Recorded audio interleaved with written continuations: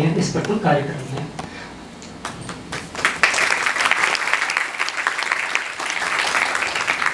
भाई साहब जी का एक और परिचय है कि भारतीय शिक्षा समिति, जिसके द्वारा आपका ये कार्यक्रम हुआ है जो IKS बौद्धिक के बारे में, तो उसके भी वो क्षेत्र के यानी प्रदेश के विद्या भारती उपाध्यक्ष के नाते भी कार्य कर रहे हैं।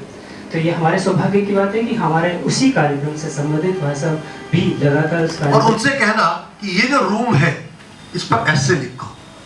जैसे मैं आपसे कहूं कि इस ऑडिटोरियम के ऊपर आप कोई ऐसे लिखिए, तो ऐसे लिखने के लिए बोलना, और दोनों अलग अलग बैठकर लिखें और फिर उस ऐसे को आप पढ़ें।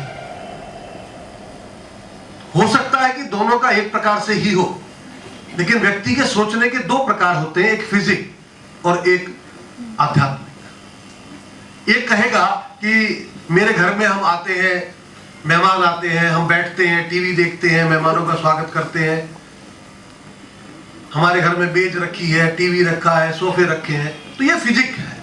इस फिजिक की चर्चा करते हुए हम ऐसे को लिखेंगे।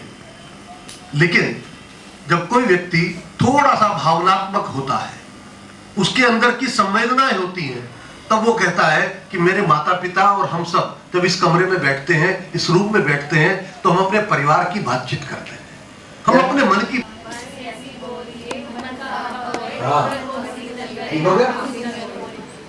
तो कैसा बोलना, भगवान ने हमको बोलने के लिए मुख दिया है, शब्द दिए हैं, तो ऐसे शब्द बोलना जिससे संसार के अंदर अच्छी बातों का विस्तार हो। तो अच्छी बातों का विस्तार करने के लिए बोलना। और मैंने भारत में जन्म लिया है, इसलिए मेरा प्रथम कर्तव्य भारत के प्रति, अपने राष्ट्र के प्रति। जितने नजदीक रहता है उतना उसे उड़ने के लिए प्रयत्न अधिक करना पड़ता है। लेकिन कभी आपने जब चील देखी होगी तो वो कितना ऊपर उड़ जाती है, फिर वो पंख नहीं हिलाती है, फिर वो क्या करती है, फिर वो स्वतः उड़ती है।